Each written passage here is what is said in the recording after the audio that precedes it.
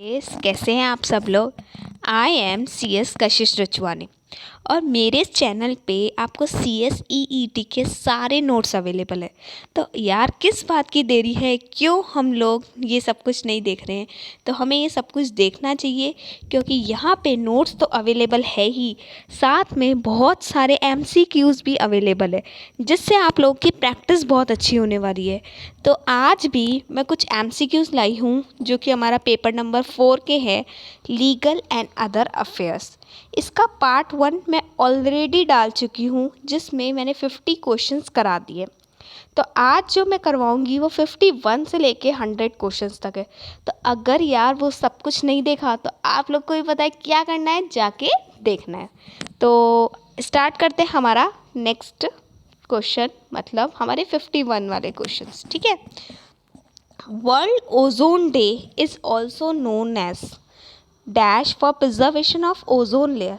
आपको पता है कि हमारी ओजोन लेयर पतली होती जा रही है जिसकी वजह से सन की रेज डायरेक्टली क्या हो रही है, अर्थ पे पड़ रही है, और अर्थ पे पड़ने की वजह से ज़्यादा धूप हो रही है, टेम्परेचर बढ़ रहा है और लोगों को स्किन कैंसर भी हो रहा है। ठीक है।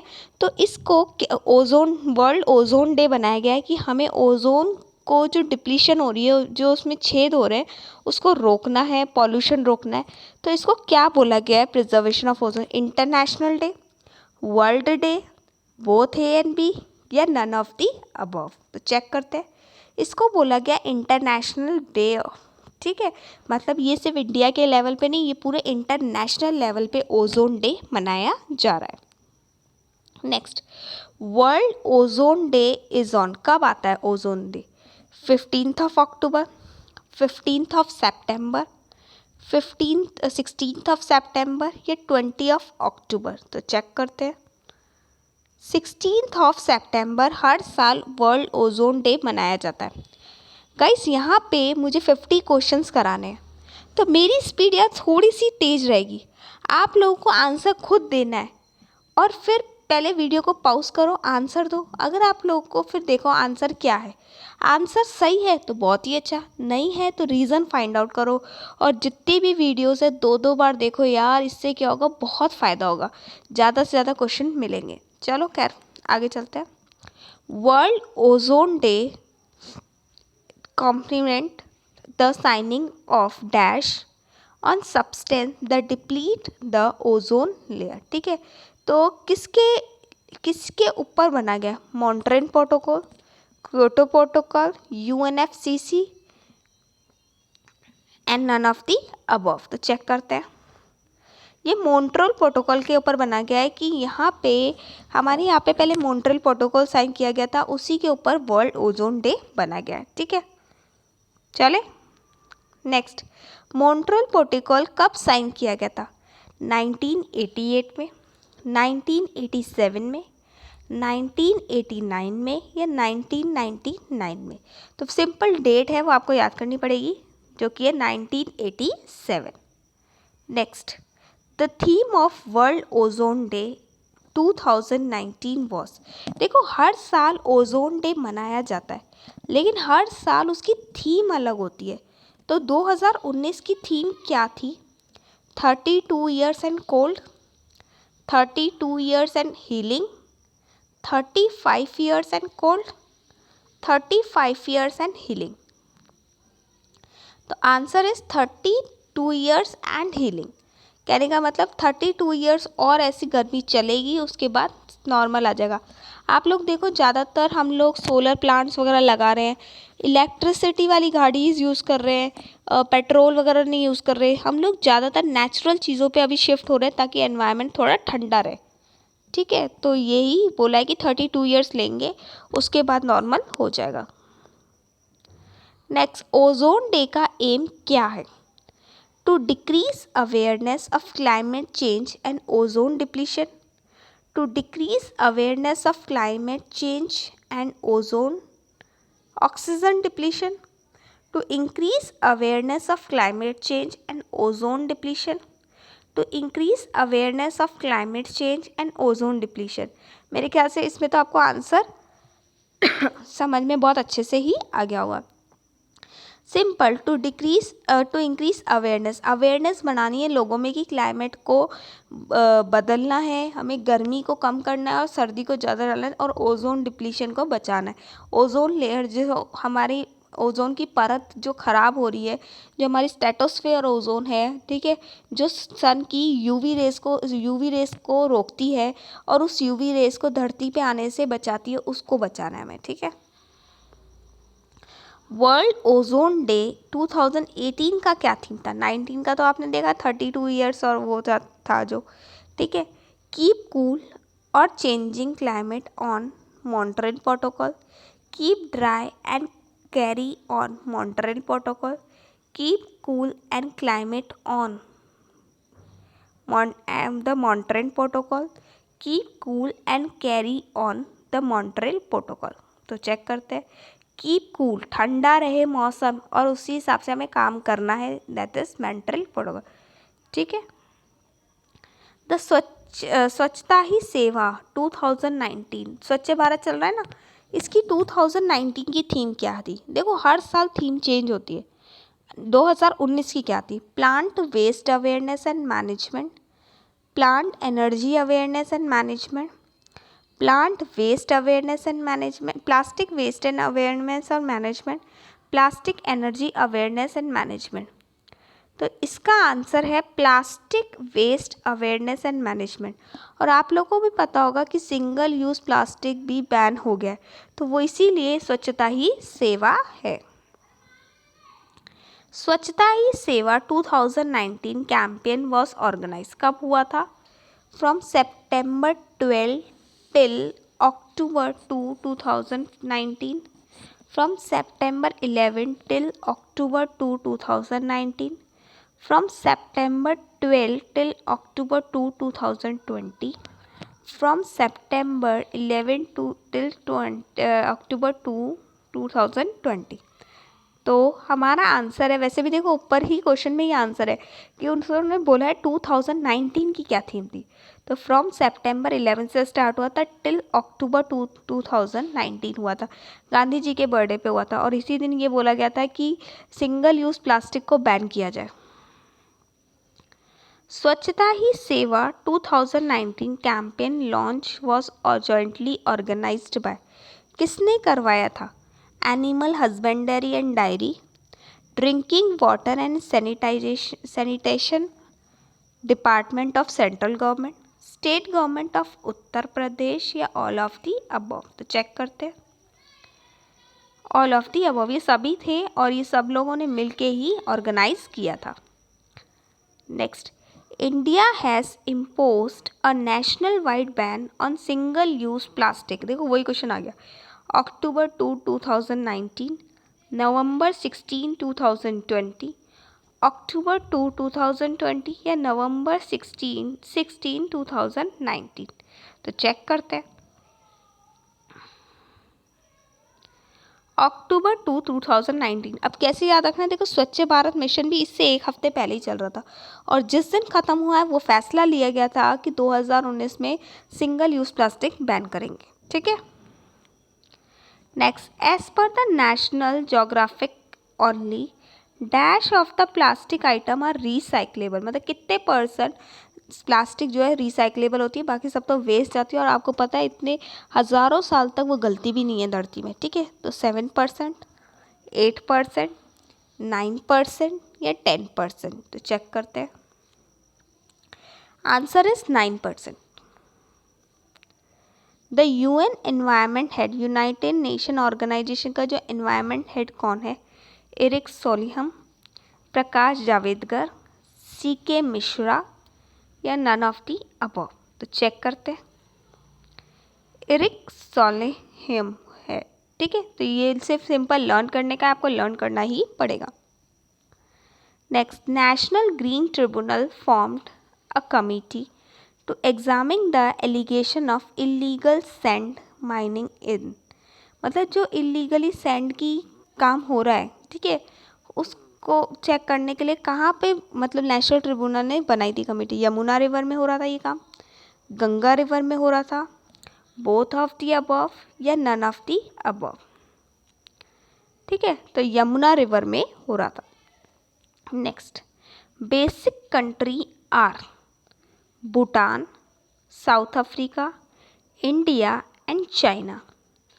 Second, Brazil, South Africa, Indonesia and China.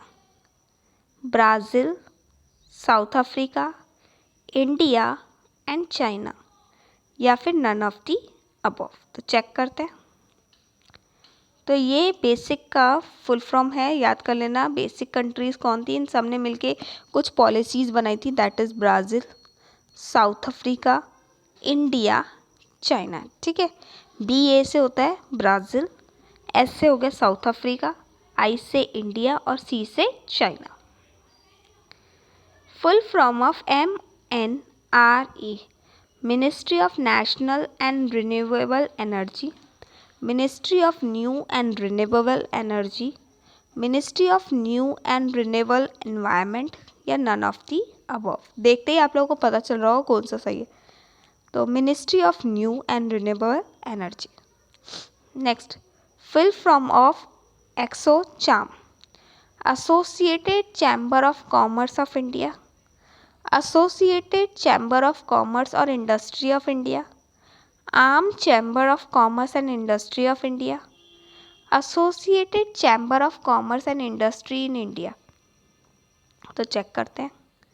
Associated chamber of commerce and industry of India, मतलब यहाँ पे सारे बिजनेसमैन के लिए एक एसोसिएशन बनाई गई थी, ठीक, कॉमन बनाई गई थी। ठीक है, तो यहाँ पे ये लोग आते हैं, डिस्कस करते हैं। ठीक है, और कोई भी बिजनेसमैन को मतलब बहुत सारे सजेशन मिल जाते हैं यहाँ पे, क्योंकि आप लोगों को पता है बहुत सारे लोग पूरे ऑल ओवर द वर्ल्ड यहाँ के लोग, sorry all over the India के लोग यहाँ पे आएंगे, तो यहाँ पे इन लोगों को बहुत हेल्प मिल जाती है। ठीक है, एक दूसरे से डिस्कस करने में। ठीक है, आगे चलें।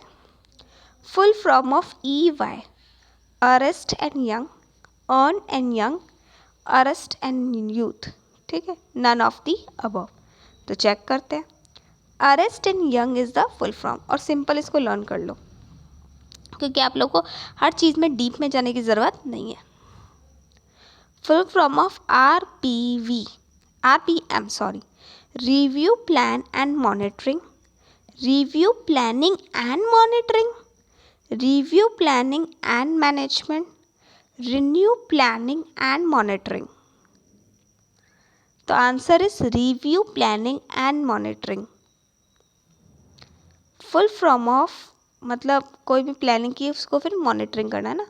Full form of many, mobile assisted note identification, mobile aided note identifier, management aided note identifier, या नन ऑफ दी अबव। तो चेक करते हैं। मोबाइल एडेड नोट आइडेंटिफायर, ये अभी अभी RBI ने नई एप्लीकेशन निकाली है, आप चाहो तो प्ले स्टोर से अपने मोबाइल में डाउनलोड कर सकते हो। अगर कोई नोट आपको चेक करना है कि सही है या नहीं है, वो आप इससे चेक कर सकते हो। ये मोबाइल से आपको हेल्प करता है कि बताता है कि ये जो नोट दिया है वो सही है या नहीं है।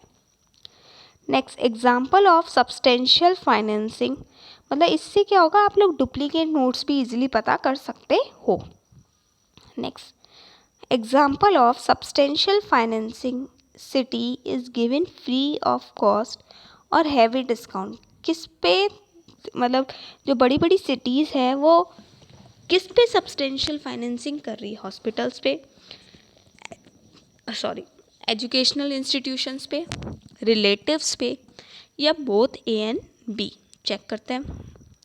तो ये तो सिंपल लर्न करने की चीज़ है कि हम लोग अभी की कहाँ पे मैक्सिमम खर्च कर रहे हैं। एक तो एजुकेशन पे, इंडिया का एजुकेशन लेवल इतना अच्छा नहीं है। दूसरा हॉस्पिटल्स पे, क्योंकि आपको पता है कोविड की वजह से बहुत लोग अभी मेडिसिन का बहुत ज़्यादा हो गया, हॉस्पिटलाइजेशन का बहुत ज़्यादा हो गया, तो उस पर भी हम लोग खर्च कर रहे हैं। ऑब्जेक्टिव क्या है RTA एक्ट का? RTI का मतलब होता है right to information.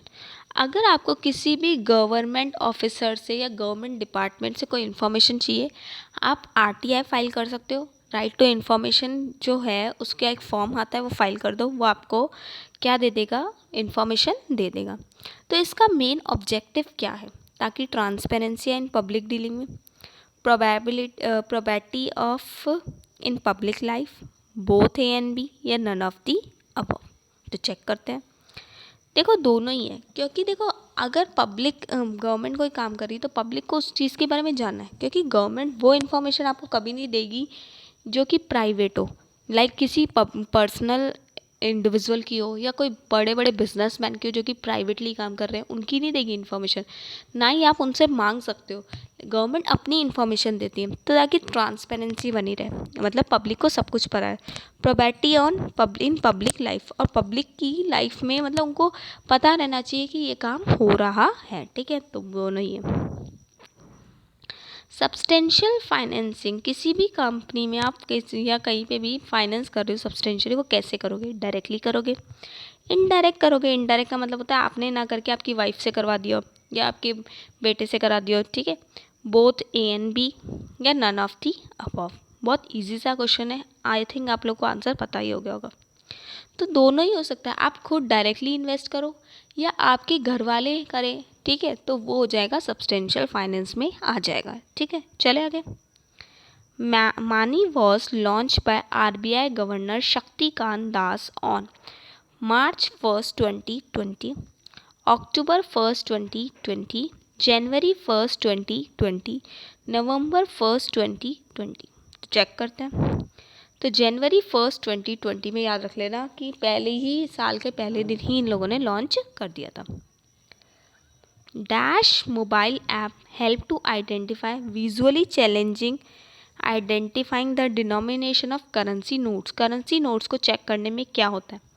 MANI, MAAI, MMANI या नन ऑफ दी अबव। तो आंसर आप लोगों को आई थिंक पता ही है, ठीक है, क्योंकि मैं एक ही क्वेश्चन को अलग अलग तरीके से करा रही हूँ ताकि आप लोग की ज़्यादा से ज़्यादा प्रैक्टिस हो। तो ये सब कुछ देखना भाई, मत ही भूलना, ठीक है। और पुरानी भी सारी वीडियोस देखना जिसमें आप लोगों को बहुत हेल्प मिलने वाली है। एक बात और है, मेरा एक टेलीग्राम ग्रुप है जिसमें मैं काफ़ी सारे क्वेश्चंस या इंपॉर्टेंट इन्फॉर्मेशन डालती रहती हूँ, तो उसको भी ज्वाइन कर लेना। मैं नीचे डिस्क्रिप्शन बॉक्स में लिंक दे दूँगी। Next, which act administer justice to the agreed government servant. अगर कोई गवर्नमेंट सर्वेंट को प्रॉब्लम है तो किस एक्ट के थ्रू जस्टिस मांगेगा, मतलब इंसाफ मांगेगा? Companies act, SEBI act, administrative tribunal act या ऑल ऑफ दी अबव। तो चेक करते हैं। Answer is administrative tribunal act. देखो कंपनीज एक्ट में सिर्फ कंपनीज जाती है। सेबी एक्ट किसके लिए होता है? सिक्योरिटीज के लिए होता है। तो कौन सा हुआ? Administrative tribunal act. The main objective of the administrative tribunal is to provide justice to the litigant. Lengthy and slow process है। स्पीडी एंड इनएक्सपेंसिव है। स्पीडी तो है पर एक्सपेंसिव है, या बोथ ए एंड बी। तो चेक करते हैं।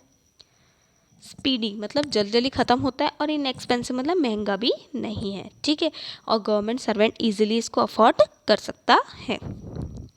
How many benches and circuit benches are there in the central administrative tribunal. कितनी बेंचेस हैं, मतलब मेन बेंचेस कितनी है और उसके अंडर कितनी बेंचेस है? तो 17 benches and 22 circuit benches, 17 benches and 21 circuit benches, 16 benches and 21 circuit benches, 18 benches and 12 circuit benches। Check करते हैं। 17 benches and 21 circuit benches है। Next, principal bench of central administrative tribunal is dealing with the matter of government of national capital territory of dash। National capital territory आपको को पता होनी चाहिए। राजस्थान, दिल्ली, मध्य प्रदेश या महाराष्ट्र, ठीक है। तो प्रिंसिपल हेड ऑफिस जो है वो उसका कहाँ है? दिल्ली में, और लिखा हुआ भी है नेशनल कैपिटल टेरिटरी, वो दिल्ली को ही बोलते हैं, NCR बोलते हैं, ठीक है। Next, ministry of corporate affair जो सिर्फ कंपनी की चीज़ें देखती है, ठीक है। Is it first fate had been set up principal bench of NCLT कहाँ पे सेटअप हुई? ठीक है, मुंबई में, चेन्नई में, दिल्ली में या कोलकाता में? तो दिल्ली में हुई थी। आपको पता है ज़्यादातर ऑफिसेस अभी मुंबई में नहीं दिल्ली में शिफ्ट हो रहे हैं, तो बहुत इंपॉर्टेंट है ये सब कुछ देखना कि किसका हेड ऑफिस कहाँ है।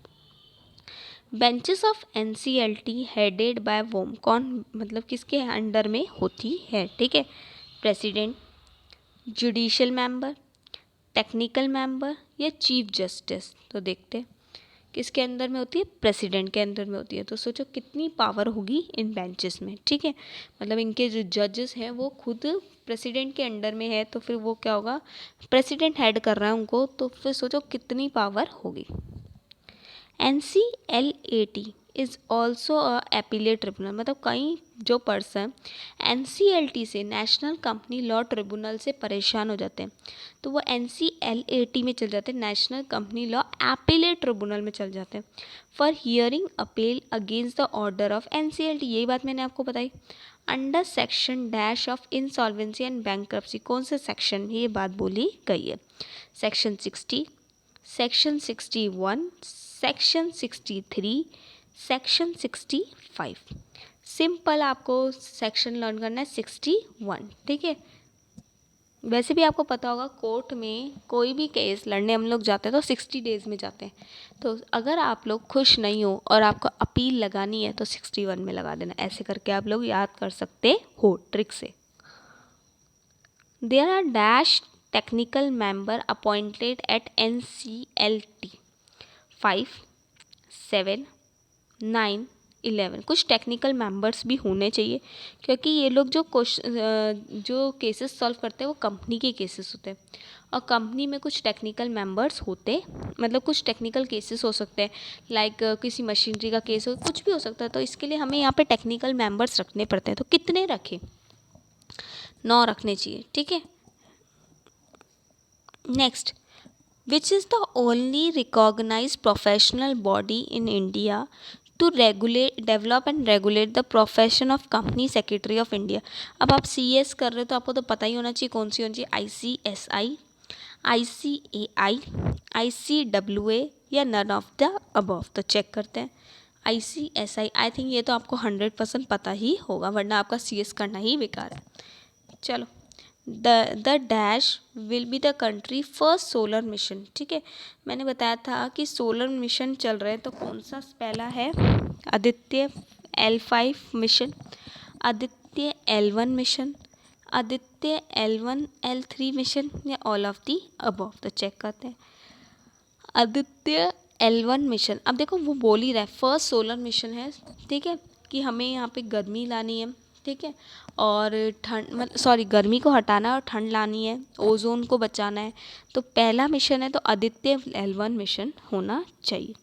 Next, dash will help scientist to study the sun corona, ठीक है। सन से भी कोरोना होता है, ये किसने बताया? आदित्य L1 मिशन ने। Aditya L5 mission, Aditya L1 mission या आदित्य L3 मिशन। तो देखते हैं, आदित्य L1 ही चल रहा है तो उसी ने बताया था, ठीक है। साइंटिस्ट ने स्टडी किया था कि कोरोना सन से नहीं मर सकता, क्योंकि कहा जाता है कि वायरस एक ऐसी चीज़ होती है जो कि सन रेस से मर जाती है, हीटिंग पे मर जाती है।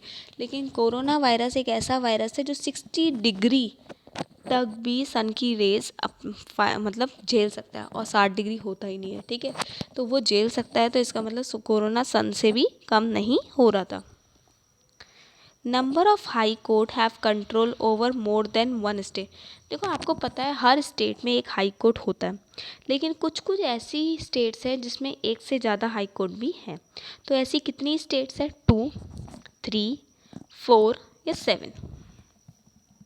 तो 3 स्टेट्स ऐसी हैं जिसने, ठीक है, मोर देन वन स्टेट में, मतलब एक इसमें थोड़ी सी गड़बड़ हो गई है। इसका कहने का मतलब ये है कि मोर देन वन स्टेट का मतलब होता है एक स्टेट से ज़्यादा के हाई कोर्ट को संभाल रहा है।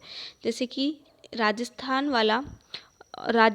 और दिल्ली दोनों को संभाल रहा है, तो वो 2 स्टेट्स को संभाल रहा है, मतलब एक यूनियन टेरिटरी हो गया, ठीक है। तो वो एक ही हाई कोर्ट है। तो ऐसे कितने हाई कोर्ट्स हैं जो एक से ज़्यादा स्टेट के अंडर में काम कर रहे हैं?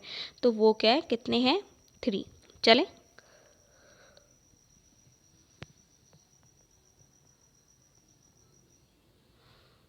ICSI provide best quality set standard. किसके लिए बनाती है ICSI? अब तो ये तो पता ही होना चाहिए यार आपको। CS स्टूडेंट्स के लिए, CA स्टूडेंट के लिए, CMA स्टूडेंट के लिए, या नन ऑफ दी अबव। तो ऑब्वियसली ICSI है तो CS के लिए ही बनाएगी। Next, presently how many members are there under ICSI professional. देखो ये तो जनरल नॉलेज है, ये हमेशा चेंज होते थे। तो more than 30,000, more than 20,000, more than 40,000 या मोर देन 60,000। तो चेक करते हैं। मोर देन 60,000 है, लेकिन ये चेंज होता रहेगा, तो एग्ज़ाम से पहले एक बार देख लें। CSEET जो पेपर आप लोग दे रहे हो उनका फुल फॉर्म क्या है? CS executive entrance test, CS entrance executive test, CS executive evaluation test या नन ऑफ दी अबव। ये तो 101% पता होना चाहिए आप लोगों को। CS एग्जीक्यूटिव एंट्रेंस टेस्ट मतलब एग्जीक्यूटिव में जाने से पहले जो पहला टेस्ट दिया जाता है that is entrance test. UDIN strengthen the dash of company secretary job practicing both A and B या none of the above। तो UDN strengthen the dash of sides of company secretary। तो देखते हैं किसके लिए होता है ये प्रैक्टिसिंग कंपनी सेक्रेटरी के लिए बना गया है। नेक्स्ट ICSI प्रमोट्स किसको बनाता, क्या प्रमोट करता है? Good corporate governance. आपको पता है CS एज अ लॉयर भी काम करता है क्योंकि वो लॉ को देखता है। Risk management, compliances, all of the above. तो चेक करते हैं। ऑल ऑफ दी अबव मतलब वो गुड कॉर्पोरेट गवर्नेंस मतलब गुड कंपनी में सब कुछ लॉफुली गुड फेथ में हो जाए।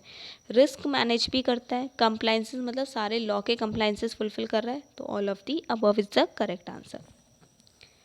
Next 51th foundation day of ICSI was hosted in the presence of, कौन आया था? श्री नरेंद्र मोदी, श्री अमित शाह, श्री रामनाथ कोविंद या श्रीमती निर्मला सीतारमन। तो देखते हैं कौन आया था। रामनाथ कोविंद आए थे, ठीक है, मतलब प्रेसिडेंट ऑफ इंडिया आया था यार। Dash is also known as तसगोडू, ठीक है। तो भूटान के पार्लियामेंट को बोला जाता है, भूटान के प्रेसिडेंट को बोला जाता है, भूटान के अपर हाउस को बोला जाता है या नन ऑफ दी अबव। तो ये भी सिंपल लर्न करने जैसा है कि भूटान के प्रेसिडेंट को होगडू बोला जाता है। NTCA मोस्ट इम्पॉर्टेंट क्या है? National tiger conservation authority, national tiger conservation, अच्छा कंजर्वेशन एक कंजर्वेशन है, ठीक है, authority, national tiger conversion authority या नम्बिया टाइगर कंजर्वेशन अथॉरिटी। तो चेक करते हैं कौन सा सही है। नेशनल टाइगर कंजर्वेशन, कंजर्वेशन मतलब बचा के रखने वाला, ठीक है, अथॉरिटी है। World ozone day 2019 theme was celebrate over decade, कितने सालों तक मतलब कितने डिकेड्स तक मनाएंगे? 2, 5, 4, 3। तो 3 साल तक वही थीम हमारी चलेगी, ठीक है। और क्या थी कि हमें लोगों को क्लाइमेट के बारे में अवेयर करना है और ओजोन को डिप्लीट होने से बचाना है। Next, the main focus of World Ozone Day 2019 was to increase the awareness of climate change, ozone depletion, population control या both A and B। तो चेक करते हैं। both A and B मतलब क्लाइमेट को चेंज करना है, गर्मी को कम करना है, ओजोन को जो उस ओजोन की परत है उसको सही करना है ताकि सन की UV रेज डायरेक्ट हमारे अर्थ पे ना आए। नेक्स्ट स्वच्छता सेवा 2019 वॉज लॉन्च इन, कब हुआ था? मथुरा में हुआ था, मुंबई में हुआ था, न्यू दिल्ली में हुआ था या जमशेदपुर में हुआ था? तो चेक करते हैं। मथुरा में हुआ था ये, ठीक है, इस बार याद रख लेना, मोस्ट इंपॉर्टेंट है क्योंकि मैंने कई बार देखा है, कई कॉम्पिटिटिव एग्जाम में पूछा गया ये। तो ये कहाँ हुआ था? मथुरा में हुआ था। How many items were ban under single use plastic में, कितने आइटम्स को बैन किया था? 4, 5, 6 या 10? तो 6 को किया था, ठीक है। तो सिंगल यूज़ प्लास्टिक में 6 आइटम्स को बैन कर दिया गया था। नेक्स्ट NGT का मतलब क्या होता है? ये तो अभी अभी आप लोग पढ़ के भी आए हो। National green tribunal, national green territory, national grease tribunal या नेशनल ग्रीन ट्रिब्यूनल। तो चेक करते हैं। National green tribunal. देखो यहाँ पे अगर आप लोगों को फिल फ्रॉम नहीं भी आती है ना, तो एक तरीका बता देती हूँ। सबसे पहले नोशनल तो नहीं होगा, इंडिया का है तो ये नोशनल वर्ड तो यूज़ नहीं होगा, ग्रीस का तो होगा नहीं। अब इन दोनों में से कोई एक होगा आंसर। तो इस तरीके से भी आप आंसर लगा सकते हो। पहले उन ऑप्शंस को हटाओ जो गलत है बिल्कुल, ठीक है, फिर ढूंढ लो सही कौन से, उसमें से चूज़ कर लो। तो यहीं पे आज हमारे 100 क्वेश्चन कंप्लीट करते हैं। आई होप आप लोग को समझ में आया हो। मेरी तो यही राय रहेगी कि क्वेश्चंस को दो दो बार करो, दो दो बार देखो, प्लस टेलीग्राम ग्रुप को, जो चैनल है टेलीग्राम, जिसका डिस्क्रिप्शन बॉक्स में मैंने नीचे लिंक दे रखा है, उसको ज्वाइन करना मत भूलना। तो चलो आज की क्लास यहीं पे कंप्लीट करते हैं। तो बाय एंड थैंक यू।